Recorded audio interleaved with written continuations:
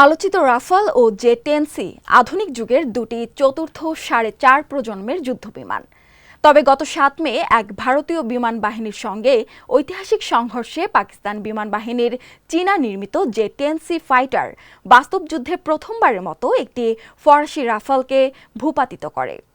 এই ঘটনাটি শুধু একটি যুদ্ধ বিমানের ধ্বংস নয়, বরং বর্তমান বৈমানিক প্রযুক্তি ও কৌশলগত ক্ষমতার ভারসাম্যে এক গুরুত্বপূর্ণ বাকবদলের ইঙ্গিত দেয়।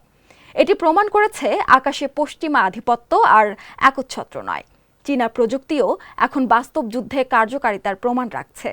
প্রায় 12 কোটি ডলারের রাফাল ধ্বংস হয়েছে মাত্র 4 কোটি ডলারের একটি জে-10সি দিয়ে। এটি নিছক কৌশলগত সাফল্যের চেয়েও অনেক বড় বার্তা বহন করে। এটি বৈমানিক প্রযুক্তির বিবর্তনে এক গুরুত্বপূর্ণ বাঁক চিহ্নিত করে। পাকিস্তানের জন্য এটি একটি কৌশলগত বিজয়, ভারতের জন্য এটি আত্মসমালোচনার সময় এবং বৈশ্বিক প্রতিরক্ষা পরিমণ্ডলের জন্য এটি এক নির্মম সতর্ক বার্তা।